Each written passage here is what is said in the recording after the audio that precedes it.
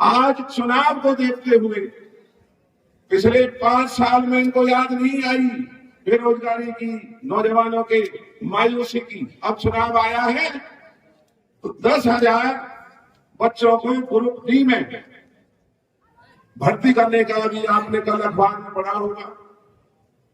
BJP के लोग आए हैं आपके बीच में तो उनसे पूछना, हरियाणा में बनाने वाले पलवल जिला और फरीदाबाद जिला के नौजवानों का इस डी ग्रुप में भी सबसे कम नंबर है। जिन्होंने सरकार बनाई उनके बच्चों को डी ग्रुप में भी नौकरियां नहीं मिल रही हैं। और जो लुटेरे हैं, जो सरकार के खजाने पर डाके डाल रहे हैं, उनकी हर तरीके से पौवारा हो रही है।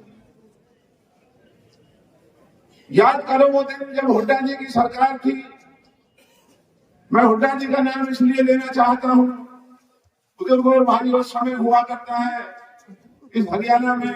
वैसे हमारे पास बहुत नेता हैं, लेकिन आज जीवन के इस अंतिम पड़ाव पर वो एक अकेला ऐसा इंसान है जिसने 10 साल इस हरियाणा में रह करके हरियाणा के लोगों की सेवा करने का काम किया। भाई गलतियां सबसे हो जाती हैं। मैं नहीं कहता कि कोई हुड्डा जी से या कांग्रेस से हमसे कोई गलती ना हुई हो, लेकिन हमारी गलतियां जानबूझ करके नहीं हुआ करती थी। हमारी गलतियां करने के लिए साजिश और षड्यंत्र नहीं हुआ करते थे। आज साजिश और षड्यंत्र हो रहे हैं। हम अपनी गलतियों को सुधारने में लगे हुए हैं और आपको विश्वास दिलाते हैं। जैसा मैं कह रहा था, पलवल फरीदाबाद का जिला हरियाणा से दूर है। हरियाणा के किसी भी कोने में आप जाएं, आज हरियाणा की लहर चल रही है, कांग्रेस की लहर चल रही है हरियाणा के अंदर। मेरी आज की बात को याद रखना, आने वाले दिनों में इस हरियाणा के अंदर कांग्रेस की सरकार बनेगी। चौधरी भूपेंद्र सिंह हुड्डा हरियाणा के मुख्यमंत्री बनेंगे। और आज जो हम लोकसभा के लिए आपसे आपका आशीर्वाद मांगने के लिए आए हैं, मैं ये चुनाव जीतने के लिए आपको तकलीफ देने के लिए नहीं आया। याद करो इस इलाके की कुर्बानियों को, इस इलाके की हैसियत को।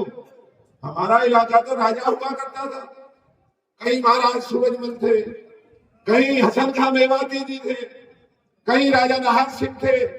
हमारा तो इस देश के अंदर दबदबा हुआ करता था। क्या आज हम इतने कमजोर हो गए कि आज भाजपा के हमारे हाथों के बनाए हुए नुमाइंदे गांव के गांव लोगों की बेइज्जती करते हैं, कहते हैं कि चले जाओ, तुमने हमें वोट नहीं दी थी, तुमने मोदी को वोट दी होगी, तुमने उसको वोट दी होगी। लोग वहां जाते हैं, लोगों को अपमानित होना पड़ता है। 10 साल के शासन में एक काम कोई ऐसा गिनाए जहां इस इलाके का भला होने का कोई काम हुआ हो। यहाँ बहिर काम की सरदारी आई हुई है। याद करो वो दिन हमने बहिर गांव के अंदर हॉर्टिकल्चर यूनिवर्सिटी बनाने के लिए गांव से प्रस्ताव लिया था। हमने उस गांव में हॉर्टिकल्चर यूनिवर्सिटी बनानी थी, जिससे हमारे इलाके का भला होता, हमारे इलाके के बच्चों को रोजगार मिलता। और जो ही 2014 में बीजेपी की सरकार आई, हमारे प्रस्ताव को उठा करके आज के मुख्यमंत्री करनाल लेकर के चले गए। हमारी रोटी की जो थाली की रोटी को उठा करके और मुख्यमंत्री अपने इलाके में ले जाने का काम करता है। याद करो वो 3 विधानसभा में चौधरी बलजीत सिंह डागर की धमाकेदार एंट्री। कांग्रेस के कद्दावर नेता पूर्व मंत्री करण सिंह दलाल की गरिमामय उपस्थिति में बलजीत सिंह डागर ने कर दिया बड़ा धमाका। कांग्रेस और आम आदमी पार्टी के संयुक्त कार्यकर्ता सम्मेलन को बदला जनसभा में। कार्यकर्ता सम्मेलन को जनसभा में बदलते देख पूर्व मंत्री करण सिंह दलाल हुए गद। वहीं यह 3 विधानसभा की जनता ने दिया बलजीत डागर व करण सिंह दलाल को अपना आशीर्वाद। कहा जनता ने जिताएंगे अब की बार। पूर्व मंत्री करण सिंह दलाल हुए कांग्रेस के लोकसभा प्रत्याशी, तो लाखों के मतों के अंतर से जिताएंगे पूर्व मंत्री करण सिंह दलाल को हथीन विधानसभा से। वहीं बलजीत डागर बोले कि अब की बार करण सिंह दलाल हुए प्रत्याशी लोकसभा के, तो अन्य पार्टियों के नेताओं की लोकसभा में हथीन विधानसभा से हो जाएगी जमानत जब्त। आया करते थे। आज आप मंडियों में जाते हैं, आपकी फसल का ब्यौरा मांगा जाता है। किसान की फसल जब तक मंडी में जाती है, उससे पहले जो आयात है, देश से बाहर का गेहूं का आयात, धान का आयात खोल दिया जाता है, जिससे किसान को कहीं फसल का ज्यादा पैसा ना मिल पाए। जो ही हमारी फसल व्यापारियों के घरों में चली जाती है, उसके दाम बढ़ने शुरू हो जाते हैं। आज किसानों की हालत क्या हो चली है, याद करो हमारे दिन जब हुड्डा जी की सरकार हुआ करती थी, लोगों के भाईचारे बने रहते थे, जेबों में पैसा होता था, किसी की चिनाई हो रही। जी, किस तरह का माहौल आज कार्यकर्ता सम्मेलन हुआ आपका, किस तरह का माहौल पाया आपने? ये तो आज आपके सामने आपने भी देखा होगा कि पहली दफा लोकसभा चुनाव क्षेत्र की जो भील विधानसभा क्षेत्र की ये कार्यकर्ताओं की बैठक थी, कितना उत्साह लोगों के अंदर बना हुआ था। सभी वर्ग, सभी जाति, सभी धर्म और हमारे हतीम के तमाम कांग्रेस के जितने भी हमारे साथी हैं, कार्यकर्ता हैं, नेता हैं, आम आदमी पार्टी के सभी उनके कार्यकर्ता और उनके नेता इकट्ठा होकर के हमने लोकसभा चुनाव का श्री गणेश किया है, जहां भाजपा आज उम्मीदवार का चयन का फैसला नहीं कर पा रही है। भाजपा के अंदर जो घबराहट से दिक्कत बनी हुई है, हम अपनी पार्टी को बधाई देते हैं कि हमारे तमाम कार्यकर्ता इकट्ठा होकर के आपसी मतभेदों को गुटबाजी को बुला करके इस लोकसभा में कांग्रेस की कामयाबी के लिए एकजुट होकर के हम लग चुके हैं। टिकटॉक योजना आपका फरीदाबाद लोकसभा के लिए?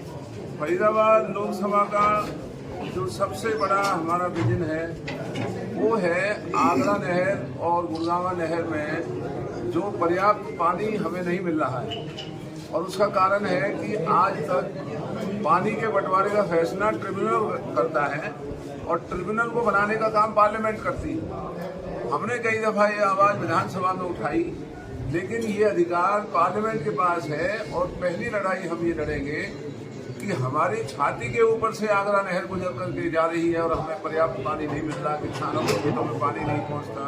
पानी न आने की वजह से यहाँ धरती के नीचे का पानी कड़वा होता जा रहा है।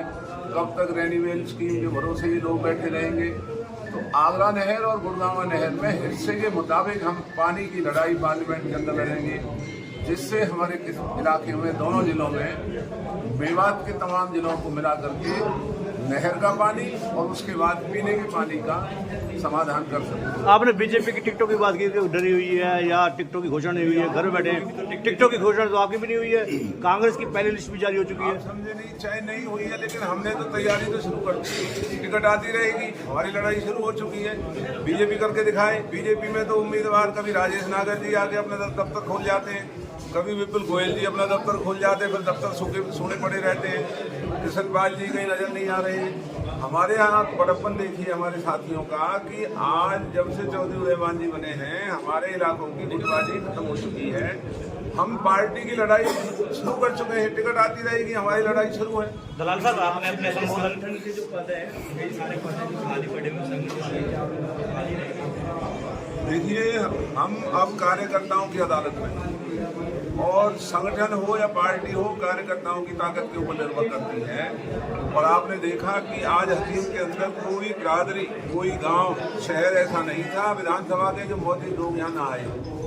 कार्यकर्ता सम्मेलन एक रैली का रूप लेता जा रहा था, तो हमारी हौसला अफजाई हुई है। संगठन बनते रहेंगे। हमने आपसे एक ही बात कही है, भाजपा के कुशासन से लड़ने का वक्त आ गया है। जो भाजपा ने फरीदाबाद पलवल जिले के लोगों की 36 बिरादरी के साथ जो धोखा किया, जो लोगों को मायूस किया, जो पुलिस और बिजली विभाग ने जो जुर्म यहाँ पर लोगों के ऊपर किए हैं, जो बच्चों की बेरोजगारी हमारे इलाकों में बढ़ी है। आज डी ग्रुप में निकलने वाली नौकरियों में सबसे कम नंबर पलवल और फरीदाबाद जिले का है। कहाँ है भाजपा के नेता, क्यों नहीं बोल रहे? तो अब हम ये लड़ाई पार्लियामेंट के अंदर लड़ेंगे, देश की सरकार को मजबूर करेंगे, हरियाणा की सरकार को मजबूर करेंगे। बहुत हो चुका, हमारे साथ अन्याय बर्दाश्त नहीं करेंगे। हम अपने फरीदाबाद लोकसभा चुनाव क्षेत्र के जनमानस की समस्याओं को उजागर करके सरकारों को विवश करेंगे कि हमारी बात सुनी जाए, हमारे तकलीफों को दूर किया जाए, बच्चों को रोजगार दिया जाए, महंगाई पर रोक लगाई जाए, नहरों का पानी दिया जाए, नहरों में आने वाले गंदे पानी की सफाई की जाए। तो आज हमारे बाल बच्चों में बीमारी फैलने का डर बना हुआ है। पशुओं के अंदर इस गंदे पानी की वजह से बीमारी फैलने का डर बना हुआ है। तो ये देश के नौजवानों को दूसरे देशों के वहाँ जबरन फौज में भर्ती करके जिस तरह से उनके भविष्य और उनके जीवन का खिलवाड़ हो रहा है। आज दुख की बात यह है कि बीजेपी के सांसदों की जवान को सी रखा है, वो बोल नहीं सकते। सांसद और विधायक प्रॉपर्टी डीलर बने हुए हैं, सांसद और विधायक धंधा कर रहे हैं, लोग मर रहे हैं, विदेशों में जाकर के हमारे बच्चों के जीवन के साथ खिलवाड़ हो रहा है, सरकार मूकदर्शक बनी हुई है। तो मैं अगर संसद में होता या हूँगा तो इनको ऐसे हालात बना दूंगा कि इनका पार्लियामेंट के अंदर जवाब देना मुश्किल हो जाए। ठीक है, ओके, थैंक यू। किस प्रकार से आप आज का हमारा बहुत ही सफल कार्यक्रम रहा है। 36 बिरादरी और पूरे हसीन क्षेत्र की जनता ने, सब कार्यकर्ताओं ने यहाँ के अपनी हाजिरी लगाई है और दलाल साहब के हाथ मजबूत किए हैं। इससे ये सिद्ध होता है कि हमने एक बिगुल बजा दिया है यहाँ से राजनीति का। और अब आने वाले समय में आप देखेंगे कि हसीन की जनता क्या पलवल के पूरे तीनों जो हल्के हैं उनकी जनता ने पूरा प्रबंध बना चुका है बीजेपी की सरकार को बाहर करने का। डॉक्टर साहब, आम आदमी पार्टी और कांग्रेस पार्टी ने संयुक्त रूप से ये जो है कार्यकर्ता सम्मेलन आज आयोजित किया है, तो कितनी मजबूती आम आदमी पार्टी से कांग्रेस को मिलेगी आने वाले लोकसभा चुनाव में? आम आदमी पार्टी का अपना एक कैडर है, उनका हर घर में कार्यकर्ता, मैं कहूँगा उन्होंने काफ़ी अच्छा अपना कैडर बनाया हुआ, उसका जरूर हमें फायदा होगा। शहरी जो मतदाता हैं वहाँ जरूर फायदा होगा हमें, और दोनों मिलकर चुनाव लड़ रहे हैं। कुरुक्षेत्र की सीट पर हम उनका दिल से सहयोग कर रहे हैं और बाकी की 9 सीटों पर पूरा आम आदमी पार्टी दिल से सहयोग कर रही है हमारा। आज के सम्मेलन के माध्यम से लोकसभा चुनाव को लेकर तैयारी कर रही है कांग्रेस ने, एक तरह से कृष्ण दलाल ने। दूसरी तरफ देखा जाए तो आपके लिए भी विधानसभा की तैयारी कर दी आपने भी। देखो, ये पार्टी का देखना है कौन मजबूत कैंडिडेट है। हम अपनी तरफ से पूरा तैयार हैं, पूरे क्षेत्र की जनता तैयार है। जिसके ऊपर पार्टी आशीर्वाद करेगी हम सब मिलकर चुनाव लड़ेंगे और उसी को विजयी बनाएंगे, भारी बहुमत से विजयी बनाएंगे।